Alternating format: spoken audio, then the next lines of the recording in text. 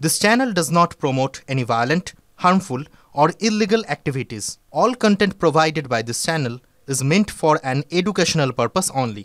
Top quality और consistent performance के लिए सिर्फ सिल्वर पंप नाम याद रखना। বাঙালি হেনস্থা ইস্যুতে আজও সংসদে সরব তৃণমূল।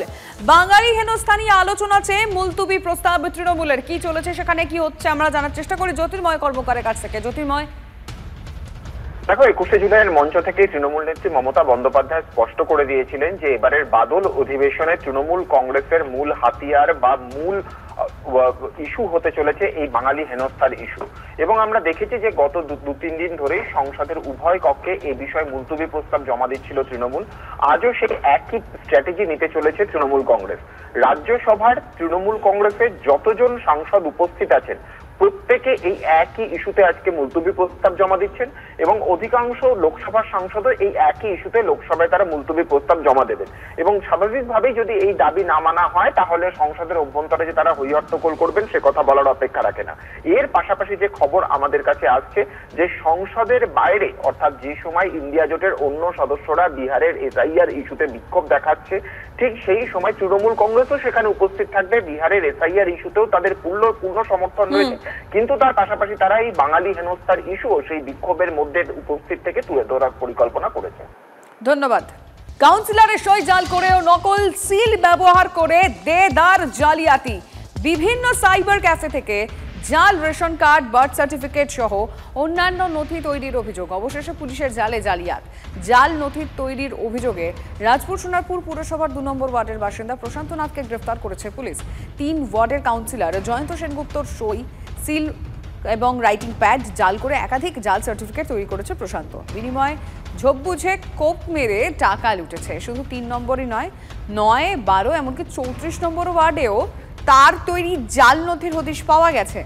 এই ডিটেইলে একটু জানার চেষ্টা করবো, মানে আর কত কি জাল নথি রয়েছে, আর কি কি জাল করা হয়েছে। সত্যজিৎ আমাদের রিপোর্টার জানাতে পারবেন। সত্যজিৎ, দেখো, যাকে গ্রেপ্তার করা হয়েছে তার নাম, তার বাড়ি ঢালুয়া নবপল্লীর বাসিন্দা তিনি প্রশান্ত নাগ। সে তার 3 নম্বর ওয়ার্ডের বাসিন্দা হলেও 2 নম্বর ওয়ার্ডের কাউন্সিলরের সই যেমন জাল করছে, তেমনি পাশাপাশি তার যে বিভিন্ন রকমের প্যাড থাকে সেই প্যাডগুলি তিনি ব্যবহার করে কখনো জাল জন্ম সার্টিফিকেট, কখনো বা রেশন কার্ড, কখনো বা কাস্ট সার্টিফিকেটের মতন ভুয়ো নথির কাজ তিনি করে গেছিলেন। সেই ঘটনার তদন্তে নেমে ইতিমধ্যে নরেন্দ্রপুর থানার পুলিশ আধিকারিকরা তাকে গ্রেপ্তার করেছে এবং তার সঙ্গে কে বা কারা যুক্ত রয়েছে, আদতে বড় কোনো চক্র আছে কিনা তার কিন্তু পূর্ণাঙ্গ তদন্ত শুরু করেছে নরেন্দ্রপুর থানার পুলিশ আধিকারিকেরা। ধন্যবাদ। প্রত্যেকটা 5টা 4টে সার্টিফিকেটও দিয়েছিল, একই সিরিয়াল নম্বরে বিভিন্ন লোককে দিয়েছিল, বিভিন্ন ওয়ার্ডে দিয়েছিল।